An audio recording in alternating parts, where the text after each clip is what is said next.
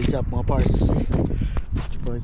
So ngayon papunta kami sa Dollarama kasi nga bibili kami ng kung ano-ano. Naku, ang lamig. 8:30 AM ngayon dito and naglalakad kami papunta sa bus stop. Lamig. The flowers bloom sa Pagita, guys. Naman di ko andali artilis. Here we are, guys. Yes, guys. This is Canada.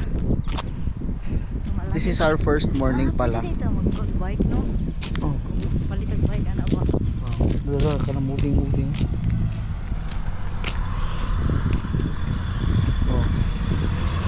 Sabi na ko, kala ko Pinoy yung driver. Hindi, dito pa. Bus.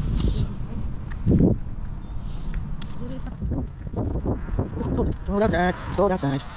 Sige. It's cold outside. See you sa Dollarama. Or sa bus pa pala, no? Kasi nga, first bus namin to. Let's go. Let's go. Nandito kami sa Mapleton Road.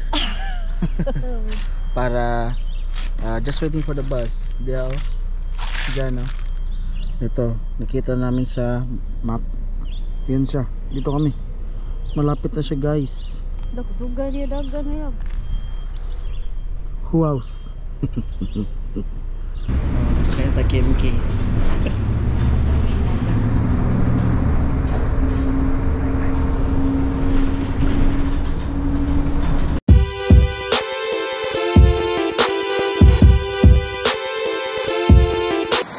Start. Takad lang.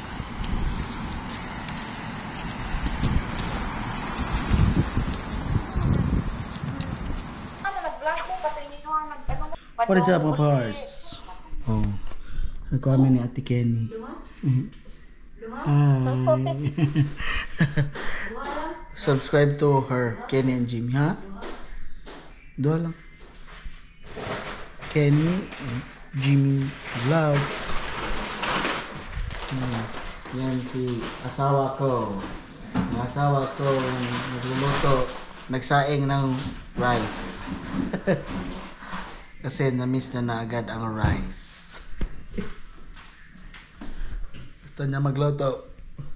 Ito pala bahay namin, guys. Ayan. Uy, nagkuha naman ko. Nag-vlog ko house tour. Ayan. So ano, guys. Nga pala, guys, no. Wala. Diba nabanggit ko sa house tour vlog ko na wala kaming ganito sa Pilipinas. So, ayun, bumili na kami ng rice cooker. Bago yan. Yes. Pinoy in Canada. May rice cooker. Wow. Ano yung niluluto mo? Spam. Hi guys, kain tayo. So, ito yung ulam namin. 3:49 PM ngayon, no? Ito yung ulam namin, spam and egg. Breakfast na. Tapos syempre, di mawawala, rice. Tapos Canada Dry. Breakfast na namin ito, guys. Ba? Lunch to?